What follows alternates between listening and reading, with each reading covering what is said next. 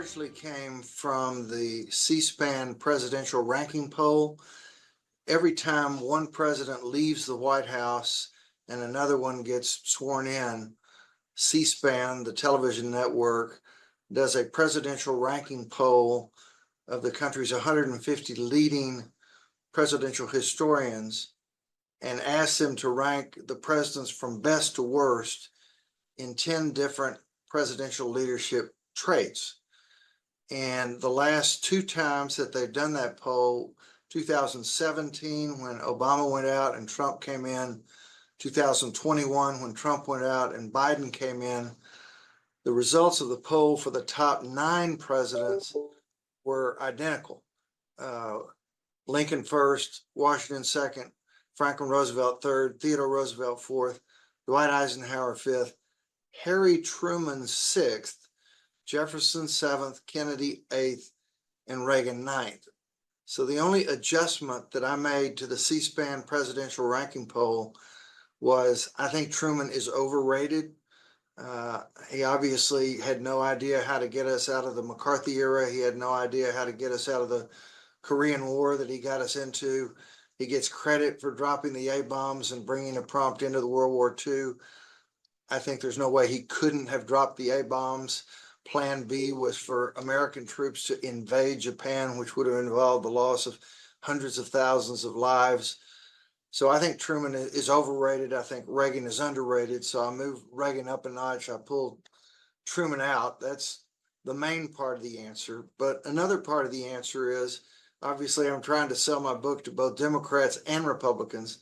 And in the modern era, I wanted to have two great Democratic presidents, Franklin Roosevelt and John F. Kennedy, and two great Republican presidents, Dwight Eisenhower and Ronald Reagan. And then third and finally, in this era of high polarization that our country's now in and has been in for some time, I think it's important for Republicans to recognize we've had great Democratic presidents and for Democrats to recognize we've had great Republican presidents. And let's start breaking down these walls of opinions being based on parties instead of just looking at the greatness of the performance of each of these presidents. So actually three that I've been able to identify. Number one, they all had self-awareness. They knew what their strengths were. They knew what their weaknesses were, where they were weak.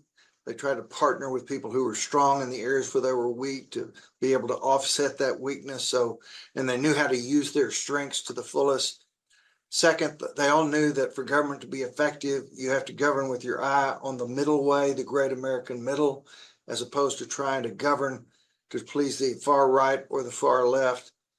And then third and finally, to be a great leader, you have to be a great persuader.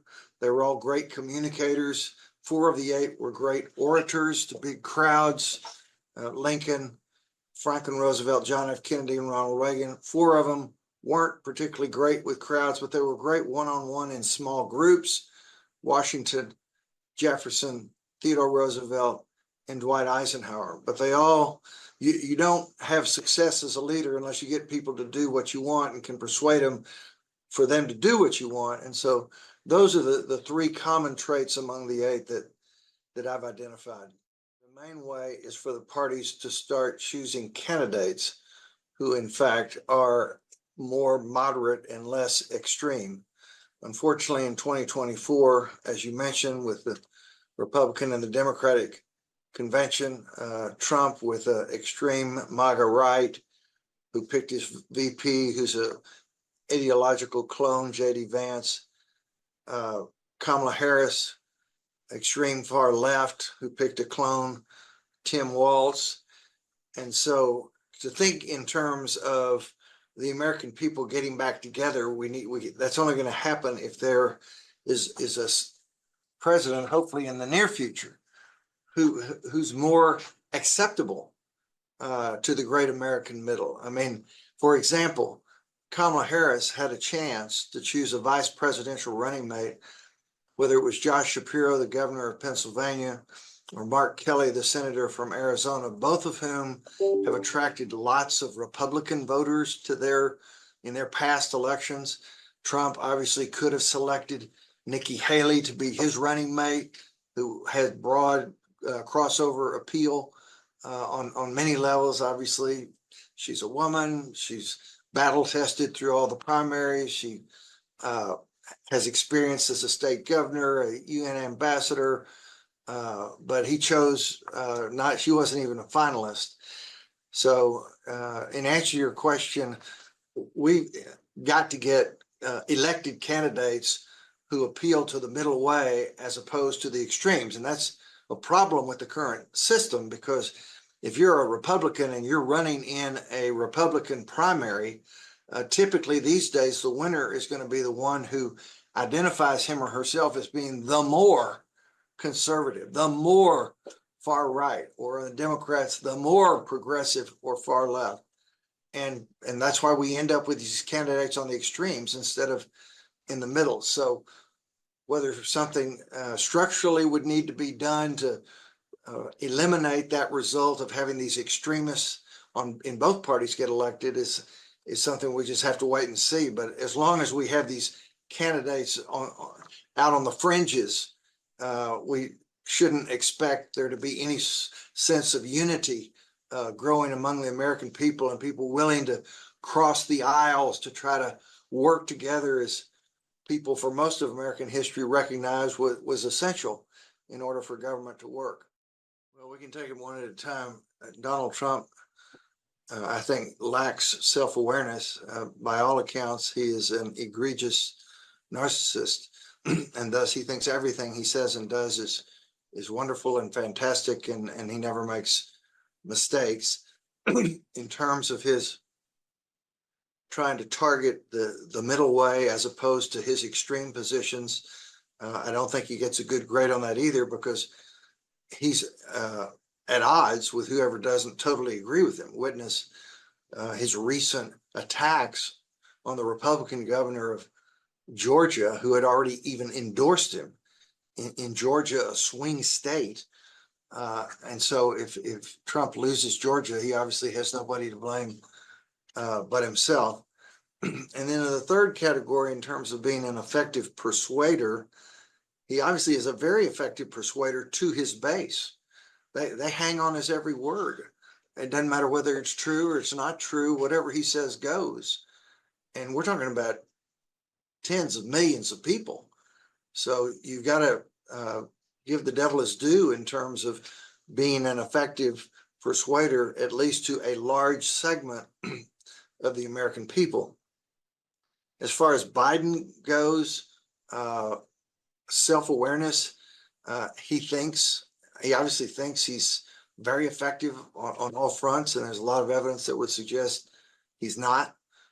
He is obviously not an eloquent speaker, and yet he gives these long rambling speeches, although they've all been crafted by speechwriters, and he's totally tied to a teleprompter. He's incapable of spontaneous discussion of anything, particularly in recent years when his mental decline has kicked in as rapidly as it has.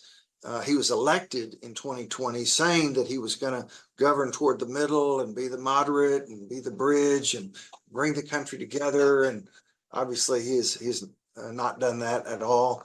He brands all Republicans as MAGA, when in fact so many Republicans are not MAGA, are truly independents. He doesn't recognize that, and so he's not an effective persuader.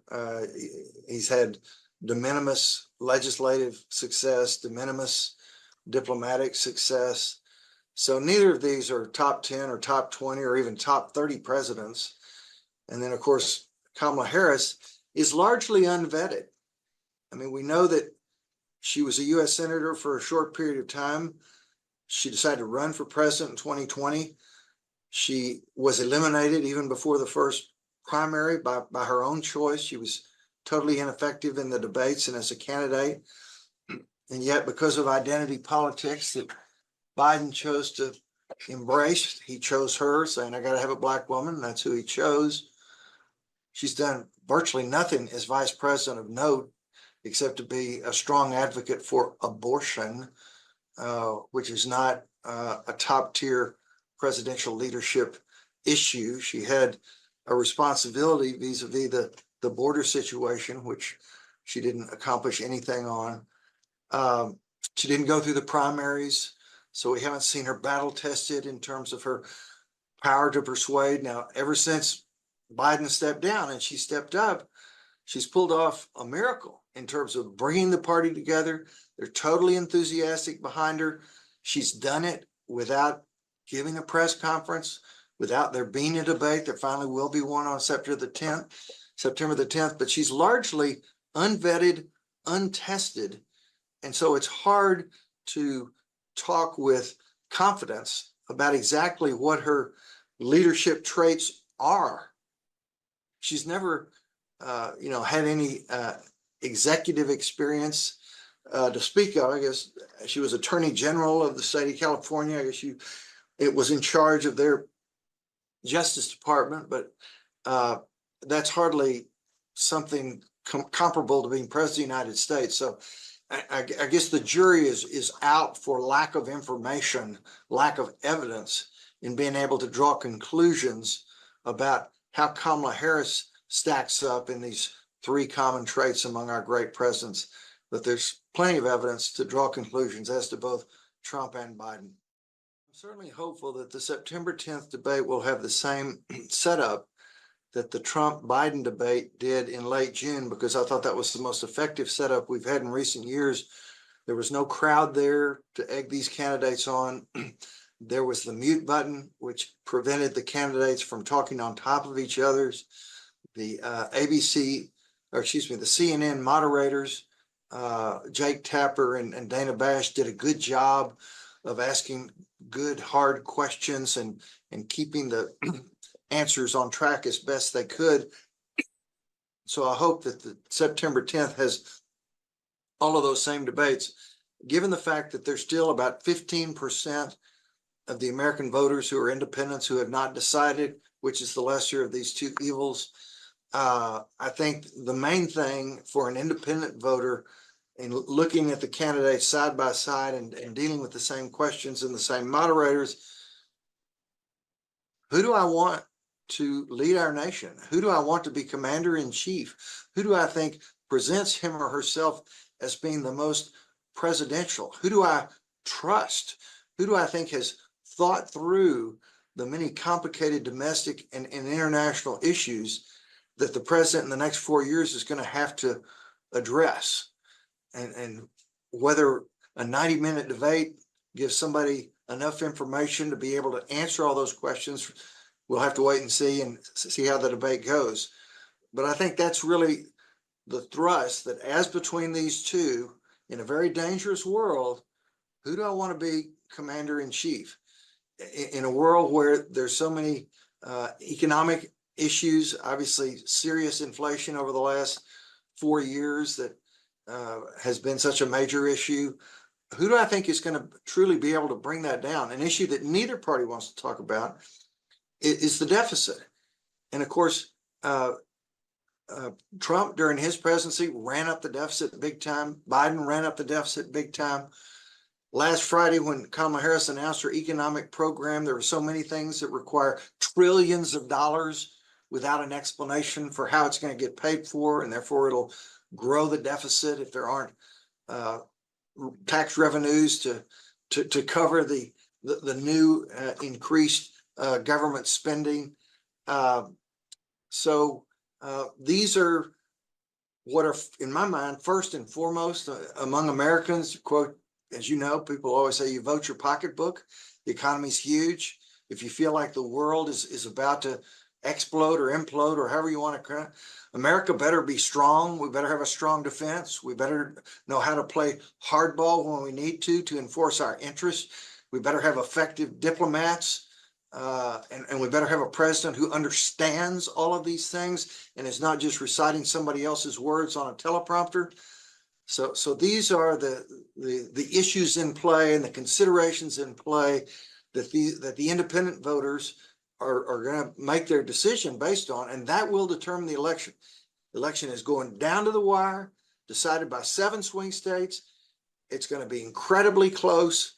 And so this debate is huge. I hope there is a second debate. We know there's a vice presidential debate on October 1st, although I don't know that that's going to influence many people, because after all, they're just the vice presidents. I mean, they're not the commanders in chief. They're not the ones who have the power. It's only the president. So the more information we have, and obviously it would be very helpful if Kamala Harris started doing press conferences and started fielding tough questions and show that she has a mastery of the issues and has thought through the issues, as opposed to just giving stump speeches in the swing states.